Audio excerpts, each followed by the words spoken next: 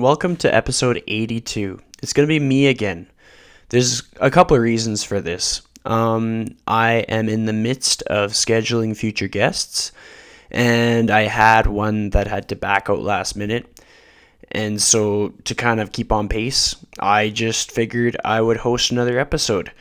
The last one went really well and got lots of great feedback, so I figured why not. So today's episode is going to have focus on vision quest, ripple effect, leadership without a title, time to pivot, learning through vulnerability of others, and communication with honesty and transparency. So I hope you enjoy this one. Let's get started. Welcome to The Lifestyle Chase, Season 2.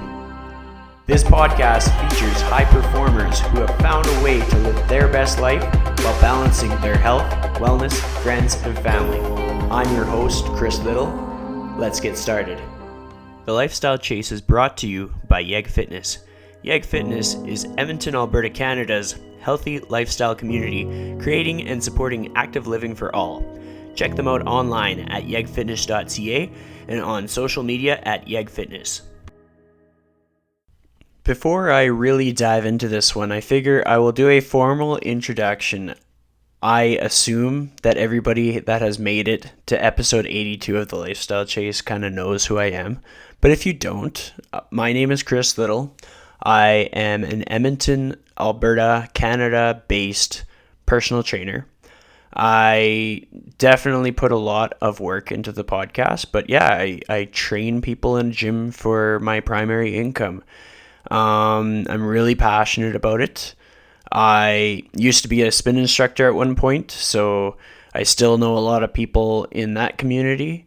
And I used to work for Yeg Fitness, selling advertising as an account manager. So I've always kind of had my foot in the fitness scene here in Edmonton over the last 4 or so years. And I just like connecting with people, and that is why I started the podcast. So if you didn't know, now you know. This episode is going to be a little bit more focused. It came down to the fact that I did not want to repeat things that I've already said. So if I do repeat stuff, I just repeat stuff. You're just going to have to just roll with it, All right. One of the first topics that I wanted to focus on is something that I call a vision quest. And I think I've alluded to this many times before, but it is something that usually for me comes around every year around October, November. And I don't know why. Well, I guess it all comes down to the fact that when I think of a vision quest, I think about a long hike or a long trip or just something with some sense of uncertainty. So I'm going to break it down for you. My definition of vision quest is a little vacation, an escape in which you don't have to have a set budget. It doesn't mean that you have to stay at a hotel. It doesn't have to be overnight, but there has to be some element of complete disregard to itinerary. You just have to completely not plan anything. Because when you have this set plan, we tend to live more in our comfort zone. If we know where our hotel is going to be, and if we know everything that we're going to do, and we know the restaurants we're going to go to, or we know the food that we're going to eat, or we know which road we're going to turn on, we don't learn anything from it. We don't have to make any quick recalibrations or quick decisions.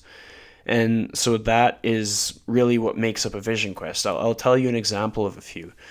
Usually for me, it's been during a time of transition, a time of change in my life or career. There's so many things that can change, like micro changes. And so one that I remember is when I was working my old job and I was getting pretty close to making that move into full-time in the fitness industry. There was a lot of things up in the air. I was in the midst of completing one of my certifications. I was doing some full-time NATE courses while working a couple jobs. And it's just there's just so much going on. I remember I had just instructed a charity class at True Ride, and it was all proceeds went to cancer. And I just remember being so down on myself, and it was like I didn't have enough riders in the class. I was so overwhelmed with classes in general, like with working the two jobs and then working on the NATE classes and working on my certification. Is just, it was like from before sunrise until after sunset, I was always working on something, and I felt like all of this work was getting me nowhere. And it wasn't to the effect that I was burnt out. I just thought that I was just never going to make it anywhere. And so I spontaneously decided I was just going to do a day trip. I woke up at like 4 a.m. one day and I was like, yeah, we're going out to Jasper. And I went to Superstore the night before and got like some stuff to make some wraps, and got lots of snacks so I wouldn't need any food. Like I wouldn't need to stop anywhere for food, because like if you go out in that direction at like 4 in the morning, there's really nothing open until like 6 or 7. So if you're hungry, you gotta bring some stuff.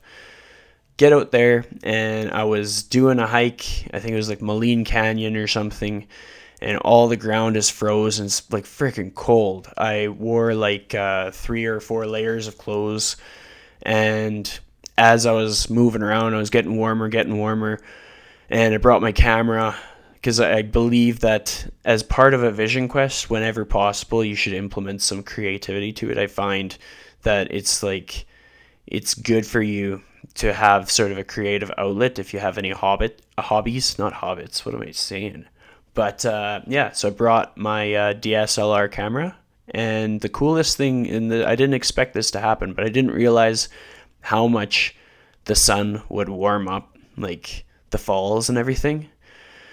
And so I start out and it's just nothing but ice. And then as I'm doing this hike and getting further down the canyon, I start to hear the water move, because like everything's melting, and it's just something that happens every day. And then the sun's coming out, and then there's steam coming off of the falls, and it was just, I don't know. It was kind of one of those things where you had to be there.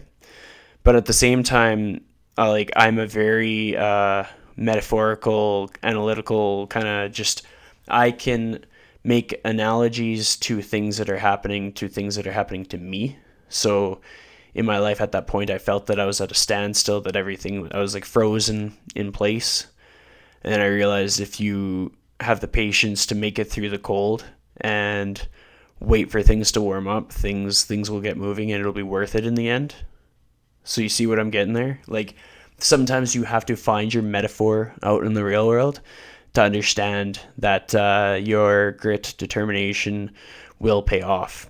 So it warmed up, and I kept hiking, and I did this weird like route back. I wanted to do like this roundabout. I wanted to come back a different way than I went out, and I ended up walking like down the road. There's like all these crossing points, and so I was like at the second bridge, and then I ended up at the fifth bridge, and I was trying to take like the highway to get back to the second bridge or something. And so I ended up seeing like wildlife and all these cool views of the mountain that I wouldn't have seen from my car, because I actually just took time to smell the roses. I think my phone at the time tracked like the kilometers that I traveled, and I think I covered like 40 kilometers that day. Like I walked a lot. And then I got back to the car, and I decided I'd go for some food at the Jasper Brewing Co., I think. And yeah, I just had like a really good meal. And then I got an email back from my marks from a few of the courses I had taken, and the marks were all good. And I was like, wow, like I wasn't expecting that. Like I thought that I was stuck in this situation where it didn't matter how much work you put in, you wouldn't reap any rewards. So it was just a good feeling. And in other instances, when I've gone on these vision quests, like one of my certifications is CanFit Pro, and it was when I was on a trip to the mountains that I got the email that I was good to go for that. And that was a really good feeling, because it was just like, I don't know, if you're waiting for any kind of an outcome, you can feel really anxious about it. Another of the trips was Well, actually, I'll tell you about probably one of the many impactful out of country trips that have gone on. And I've talked about this a little bit in past episodes. So if you're a long time listener, you're in for a treat. You're going to have some context. This is my trip to Costa Rica. And that trip, like, it was my fourth kind of like big exploring trip. It was the first time that I was going to go on the plane by myself because I was meeting up with my friend Dustin. And he was in Costa Rica for a full week prior to my arrival. The other flip side is I booked my arrival flight in, I think I booked it into Liberia, and he was in San Jose, or it could have been the other way around. But needless to say, this meant that I needed to get on a bus to get to where he was. So going on the planes myself, going on the bus by myself, he's got a little bit of a better grasp on the Spanish language. I have nothing. Like, sí, no. That's all I got. And so I was way out of my comfort zone. But that's the thing. That is what you require for a vision quest. So there was so many things that I could reflect on. And again, this was in a time where I was hesitant to make big leaps. I would always talk myself out of it. I would overthink it to the point where I would just not do anything. I was like paralyzed by fear. And so I'll often see people in those situations where they overthink, and then they're stuck in a situation where they're just like unhappy. They know that they're unhappy where they are in their environment or around certain people, but because of the amount of excuses that they've come up within their head, they're just going to stay there like forever. And having gone through that, it sucks to watch because I know what it's like when you make that leap, which is funny because when I was in Costa Rica, here's the second thing. So I get met up with Dustin and we do our traveling. We were doing backpacking, so we covered a lot of ground. Like we did a bit of a loop through all of Costa Rica, and we stayed in like 5 different hostels. We stayed in a treehouse in the forest. It was fun. But he managed to convince me to go bungee jumping. And I would have to say, like, that I totally took that and ran with it.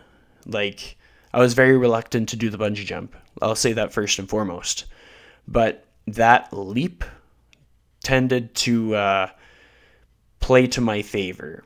From that point forward, making leaps in life was so much easier for me because I basically had an example of a real life jump that I did where everything was fine. Yes, there were risks, but the rewards outweighed the risks.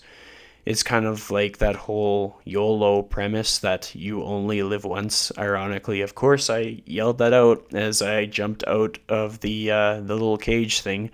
Like, he was probably 500 meters away at a viewing point with all kinds of world travelers, and all of a sudden you see this pasty white guy jump off the thing with the bungee, and he's like, YOLO! And they're like, did he just say YOLO? And then my buddy Dustin's like, yep, yes he did. But it's all on video if you ever want to see it. Yeah, honestly, it wasn't too long after that I was starting to sort of like reassess where I was at in my life, my environment, different leaps that I wanted to make that I hadn't made. Like, it's just there were so many scenarios where I wasn't willing to take the risk on myself. And at the end of the day, like, really what it comes down to is if you're not willing to take the risk on yourself, nobody else is going to. It doesn't matter how much somebody loves or cares for you. Like, you need to take these leaps for yourself. And especially if you're aware of the environment which makes you happy versus the environment where you are scared to go there, or if you're feeling like dread or anxious, like, if you can impact change in little facets of your life and it's just the only thing scary or the only thing holding you back is fear, I think it's very, very worth it to make change. However, full circle back to the start, Vision Quest, honestly, like, I went on one recently with my pal Jimmy, and we just went for a drive, like, in the direction of Innisfail. And I know there's, like, when you're just going to like Innisfail and like we went to Lacombe and we kind of did a little pass through of Red Deer, like there's really wonderful things in all these smaller rural towns and cities, but they're it's kind of limited to the beauty is in the eye of the beholder. Like it's no Vancouver or Toronto or Victoria or anything like that. Like if you don't like grain silos and tractors and some oil industry stuff, like what you see is what you get. However, it's great for Vision Quest because you can get lost in an empty secondary highway. You can go to places that are closed. Like actually several of my moments where it was like, oh, bonehead move. We went to Discovery Wildlife Park. It was closed. But, like I just thought, because they have bears that acted in movies, and I thought, maybe they're open because like bears live in winter. Like they're still eating and walking and doing stuff. But I guess with the overhead and stuff, they probably just shut her down and just make sure everybody's just happy and they don't keep it open for the people, which is fine. We went that far. We went in the direction of Pine Lake. We went to the cornfield, the corn maze by Lacombe, also closed. But I just think it's really cool that we saw what a corn maze looks like without corn, because all the things that they have. We went to Lacombe. We went to a brewery there and kind of sat down and enjoyed life. We went to Black Falls for McDonald's, naturally. I took him for donuts when we were in Red Deer. And we also went to the Red Deer Alberta Sports Hall of Fame, the museum there, because that place has like some cool stuff. But there was a whole hockey team there, so we had to make a pass. But yeah, that is a vision quest for you. No plan, no trajectory, just like get yourself kind of off of your regular path to make yourself think and make quick split-second decisions and adapt and pivot. So my next topic that I want to talk to you about is ripple effect. And ripple effect, it's funny because these things kind of tie into each other. There was a trip where I went out to Canmore. And I went out to Canmore, same thing as the trip to Jasper, early start. Went out to, I think it was like Goat Trail or something like that. I brought my snowshoes. Ever since that trip, I've actually kept my snowshoes in the trunk of my car year round, just in case. You never know when you need snowshoes. But it was just, it was such a cool trip because like you can kind of go at your own pace. There's so many like nice trails for snowshoeing in which like the cost is so much lower. So when you're being a thrifty vision quester, rather than paying like $90 for a lift pass, you can find like some of the recommended trails in Kananaska's kind of more area, and just go for a rip in your shoes. But in any case, I was on my way back and I stopped in, I think it was like right close to Cross Iron Mills. There's a gas station next to like a Burger King and stuff, and I was getting my gas and I get a message from my friend Farah, and she was just kind of saying, hey, how's it going? Because I think I posted something in my story, and this is like a reoccurring thing. Like sometimes you just get this friend that just checks on you at like the right time. And I had just had so many like big moments during like the drive and during my walk, and I'd been listening to podcasts and audiobooks. I really like doing that, which we'll get into later in this episode. But this was again on the brink of some big moves in getting further into the fitness industry. And I had been thinking so much of what I wanted to bring and what kind of an impact I wanted to have. And I remember telling her how I wanted to have a ripple effect on the industry, on the fitness industry, and how that's what I was going to do. And that was something like 2 or 3 years ago. And I don't know exactly how I would define a ripple effect back then, but here is how I would define it now. I look at a ripple effect as my impact, not only to impact change through what I do, but to impact change through what I am able to empower others to do. So it kind of comes down to leadership, which I'll get into a bit more later. But it's one thing to be from the top and tell people what to do and make sure that they know that I'm the one that told them what to do. It's kind of like ego. Like you get somebody with this big ego and they're like, oh, I am the boss. I am in charge. You do what I do.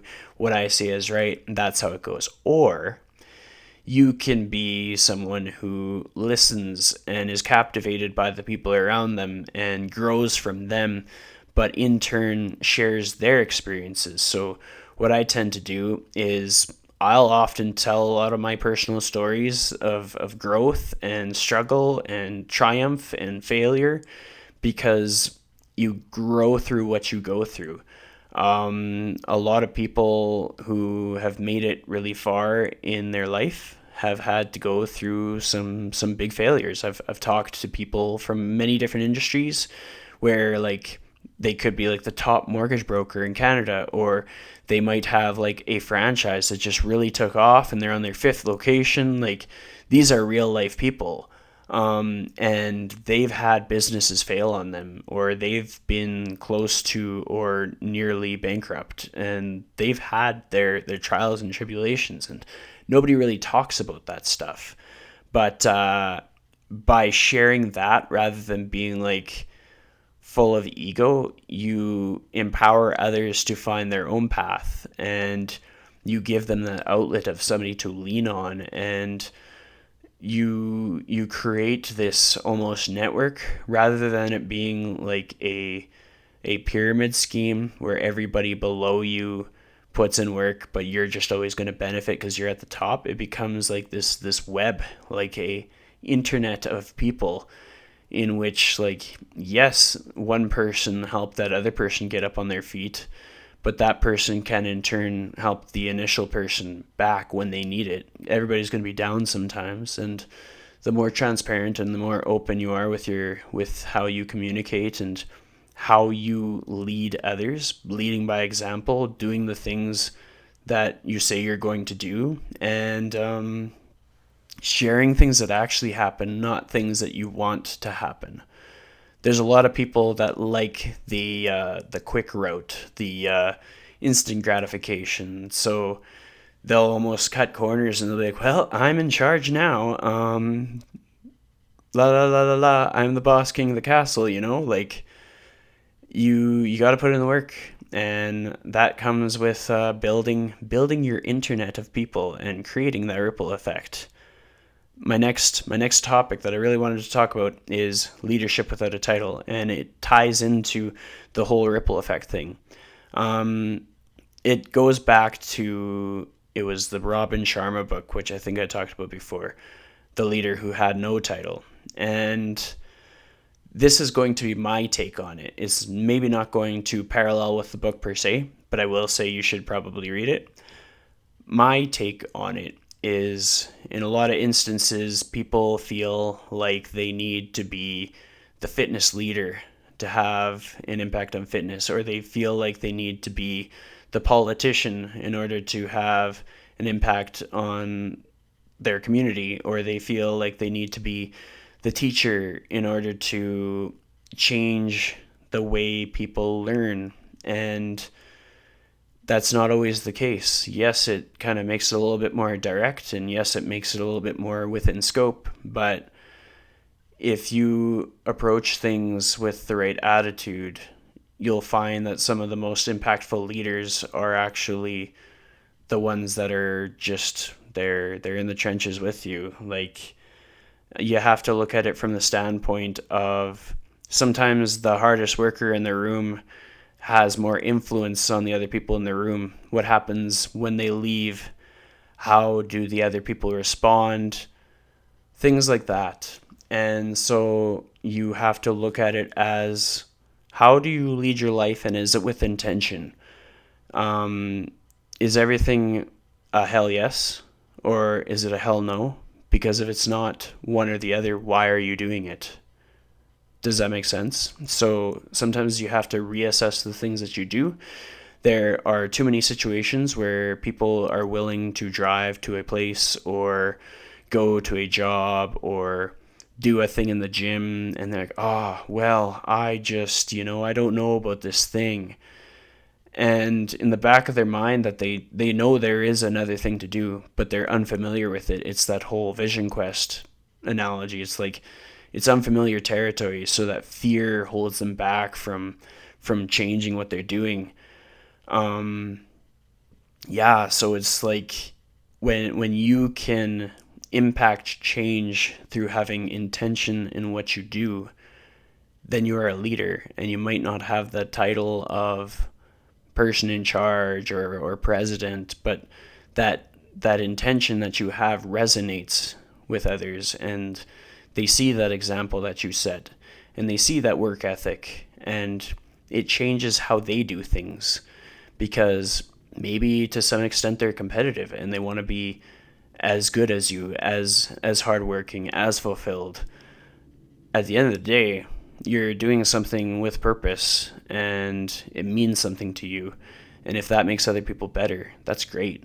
Just remember, like, you don't need to make your way to the top to be someone, Like, so many people want to like have a following, or they want to have a new name, make a name for themselves. That's a great one. There's a lot of people that I talk to that are like, I just want to make a name for myself. And it's like, well, what is making a name for yourself for you? Like, what is the outcome of making a name for yourself? Because there's a lot of people that might feel like they've made a name for themselves. Maybe they have a large internet following. Maybe they're published or something like that. But like, are the people picking up what you're throwing down? Because that's worth considering. And I think it's okay to make a name for yourself. I think a lot of very lead by example style people do, but I think it's best to just trust that process and trust that everything that you're doing will work out in the end, as long as you are doing it for a reason that is greater than that quick little outcome. Like, if you're willing to lean into that long-term process, I think things will work out, because I've seen it happen that way.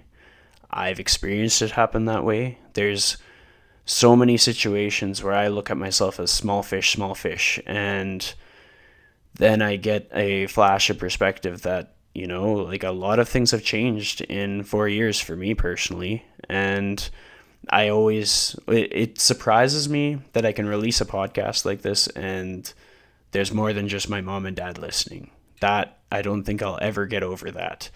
It surprises me that when I check the podcast rankings, like, the Lifestyle Chase today is the number 23 fitness podcast in Canada. And that's incredible. And it might drop down tomorrow.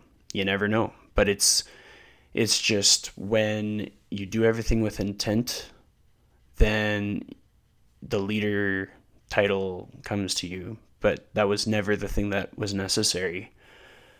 I'm going to talk about time to pivot, because I think for a lot of people, there's going to come times when it's time to not stop moving forward, but maybe move forward in a different way. So for me personally, what it comes down to is like assessing your why. Like, if you wake up in the morning and you have this process, if you don't have a justification for why you do each thing, then why are you doing it? So if I worked at a grocery store, and I woke up and I was like, okay, I got to wake up at 4 a.m. to work at a grocery store. And when I work at that grocery store, I'm going to bag the groceries. And then when I finish with that job, it'll be like 12 p.m. And then I'm going to go to bed because I'm tired. And then I'm going to wake up and it's going to be dark. And then I'm going to get ready for work the next day. And so I'm going through that process. And for me personally, that's not fulfilling, because it's like, well, why are you doing that? I'm like, well, to pay the bills. And then they're like, well, does it cover all your bills? I'm like, no, it doesn't. And they're like, well, does it give you the flexibility to live the lifestyle that you want to do? And I'll be like, no, it doesn't. And it's just like, then you get into that woe is me, like nothing's happening for me, and then you have a poor attitude. Like, this is just, I'm not saying that I know anybody where this has happened to. I'm just saying that this could happen.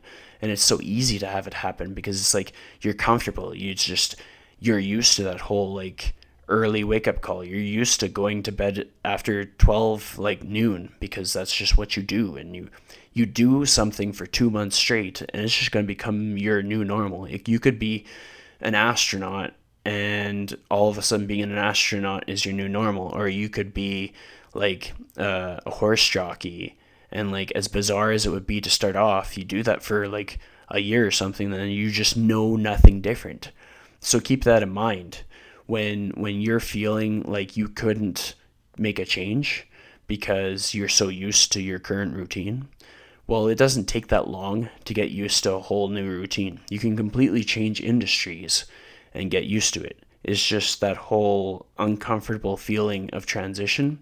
But at the end of the day, like, say I shift from the grocery store and I'm like, okay, one of my podcast guests, Ryan William Jones, he actually gave some great advice on just like surveying some of your friends that see you most often and getting them to ask or to give you an answer as to what your talents and skills are from their perspective. And so, like, say somebody thought that I would be great at like admin, or that I would be great at sales, but working at a grocery store, like in the night shift or whatever, that wasn't very sales focused, or that wasn't very admin focused. So what am I doing? So then that would be a great opportunity to look at those jobs, and perhaps those jobs would allow for a better like quality of life. For maybe my quality of life required that I get more time in daylight and that I get more disposable income to not always worry about paying bills, because like, to an extent, money, it's a necessity. But once you have your bases covered, then that excess of money or whatever, like if you have an extra $2,000 to spend every week versus just having like $500 to spend every week on just like fun things, once you have your bases covered, you can be frugal and you won't really notice the difference. What happens is, like, when people have all of this extra income, they end up just buying things, and then those things accumulate. Like trust me there. Like, when I had more disposable income, I just bought a bunch of toys, and like, I just kind of wasted a lot of money, because what I noticed is, as the years passed, when I realized like I had all these things that I didn't use kicking around the house, I was like selling them on Kijiji. I was like looking around the house and I was like, what have I not used in the last like 3 years? And I had like things that were still in the box.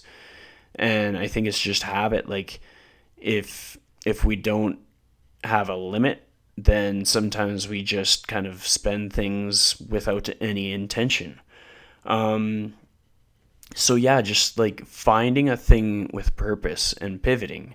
You don't have to stay in that routine. And even with, because I try to use examples that people could relate to with fitness. Like, you see a person that goes to the gym and they're kind of like, I'm just having trouble being motivated, and I'm tired of doing these squats and these deadlifts, because it's just the delayed onset muscle soreness. Like, it just gets me, and I really have to drag myself to go in the next time. Well, reassess it. It's like, why do you go to the gym? Don't worry about why like Tommy or Billy or Susie goes to the gym. Why do you go to the gym? Is it for heart health? Is it for mental health? Is it to get stronger? Because there's way more than one way to do it. And I would say to that person, try like 5 different things one week. Like, just like push yourself out of your comfort zone and try like a drop in at like 5 different things, and then find the one thing that you actually think is fun, and then find a way to do more of that. So maybe you found that you like boxing, and then you just do more boxing. Or maybe you found that you like a HIIT style workout, so you do more of that. Or maybe you find that you want to do like some sled pushes and some tire flips, so you do that. And it's just like, you can rewire or reframe a thing so you get more out of it. And not only does it increase your motivation, it increases your drive to progress.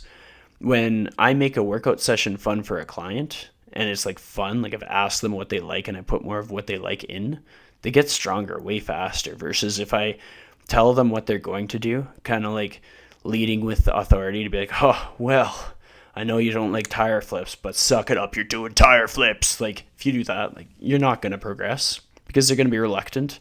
They're going to feel dread going towards that session. They're going to think like, well, shit, like, I don't actually want to do this, so I'm going to half-ass it. Like, I'm just going to keep half-assing it. And then that's going to play into everything else that they do. They're going to kind of feel like they don't deserve to do the things that they truly want to do. And that could apply to their choices of like extracurricular. Like, you see a lot of people that are reluctant to plan a holiday because it's like, well, oh man, like I'm not working hard enough. I don't deserve a holiday yet. And it's like, well, you're only going to get one chance to travel to these places. Quit making excuses and just go, you know? And I think we're all guilty for that. I think the high achievers are guilty for that. I think the people who are broke are guilty for that. I think students are guilty for that. I think there's always one way to do more for yourself, and I think we could all use some practice with that. So, like, what are you feeling in your environment?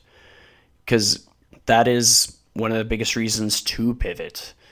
When you're an employee, especially like self-employed, well, I guess when you're self-employed, you're not really an employee, but you know what I mean. If you're on a path where most of the motivation needs to come from yourself, then your environment is huge. You have to look at it and you have to look like they say that phrase where it's like, are you the smartest person in the room? You don't necessarily want to be the smartest person in the room. You don't want to be the strongest person in the room. Like, I know a lot of really strong people and they've benefited from finding even stronger people. And that's pretty impressive. With some of the people that I have to pull from, for examples, like I know some people that are deadlifting like 700 pounds. And so they had to go and find somebody that deadlifted more or deadlifted it better or something like that. And so environment is huge. Just imagine if you wanted to be the best writer in the world, but you went to a room full of people who didn't write. They don't like writing. All they play is Super Nintendo, and they just make sure to avoid writing at all costs. Well, will you be a better writer versus you want to be the best writer? And so every week you make sure that you connect with people who are actively writing right now, like published authors, and you just like rack their brain, like you just figure out what they did to get to where they are. Well, chances are your writing will improve. So whether it be your first hand, like where you spend all your time, or maybe blocking in some time to expose yourself to more of that, like that's why personal trainers will pursue continuing education. And that's why it needs to be a regular, continual, ongoing thing. That's why teachers do professional development. That is why a lot of large corporations will have like their lunch and learns or their seminars or their conferences. It just kind of keeps things going and keeps you growing. But if your environment is bad and if you're just dreading being there, you got to change it. It doesn't matter how much it pays. Because if you're lacking purpose, like there's so much about mental health in the world right now with men and women, and it is derived from like a lack of sense of purpose. Like that is not the only reason, but it's certainly a contributing one. Like a lot of people, when they do not feel like they make an impact in others, well, that really sucks. And a lot of people, when they are just not happy to go to where they're going, and you rack up how many hours that they're spending there, well, that's going to take a toll. It's like wearing a 100-pound backpack all day long. So keep that in mind. My next topic here is learning through the vulnerability of others, which is generally just like talking to people, hearing their stories. And the easiest way to do that is you find a book and you learn about it through that way. There's so many, most of like the self-development books, a lot of them come from like personal experiences. Like business books, it's a lot of their personal trials and tribulations. And you listen to like a podcast, like I'll give Carrie Doll a shout out because she is very similar to me in that we interview people on their journeys and their personal stuff and the nitty gritty stuff and the things that make them happy and the things that made them sad and the things that stop them in their tracks. Like we can all stand to learn from somebody else's story. And usually when I find a time when I'm just lacking motivation or I'm feeling stagnant, I'll listen to somebody else's story and it helps me to see my situation from a whole fresh new perspective. Because sometimes it makes me realize, well, I really don't have it that bad, or I have some things that I should be grateful right now, or wow, if they did it, I can do it too. And more often than not, when we're in our little like self-pity mode where we feel like it couldn't possibly get any worse and the world is coming crashing down, when we are open to hearing somebody else's experiences, we start to realize like everything's going to be okay. The sun does rise again. And so I think it's important to get to that point as quick as possible, which is why, like, that's why you'll see me listening to other people's stories through other people's podcasts, or that's why you'll see me like making time to visit with people, because like you're not going to know people unless you make time for people. And the more resilient you are through this process, the further you get. Like I've learned so much from making time for people, which goes down to communication. Like communication, honesty, and transparency. Have you ever like been in a situation where it's like, oh man, I just did this thing that, like my parents wouldn't be proud of. And so I'm just going to make up a story of what I actually did instead of say what I really did. Like, I'll give you an example. Say I ate all the ice cream sandwiches in the freezer. Like, I'm just gonna tell my parents that I only ate one ice cream sandwich, and like the gremlin ate the other 11 ice cream sandwiches. Well, like I never admitted that I ate the ice cream sandwich, like all 12, but it's kind of hard to believe that a gremlin ate 11. Another example could be like relationships. Like if you're in a relationship with somebody and like you're not feeling happy, but you're scared of like hurting the other person's feelings, like if you communicate what you need from the relationship to the other person, they're more able to understand and perhaps like make the changes to get there. Versus if you're just always crippled by the fear of like hurting their feelings, well, you'll never get there. Like they're probably never going to understand what you need, and it's just going to crash and burn. Like probably the reason that I know that is because I'm a bachelor. Like you don't get here by accident. But I have grown through that. Like I have learned to just, if I need support from a friend, like if I need somebody to just come and hang out with me, I will pick a friend and I'll be like, look, I need a pal to go to a movie with. Or if I need somebody to just vent to, I'll pick a friend.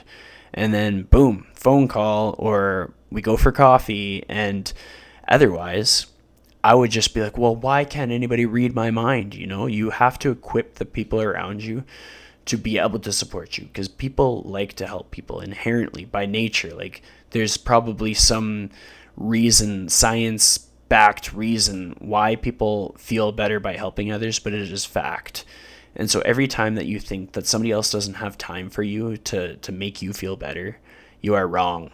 You are wrong. Everybody wants to help everybody.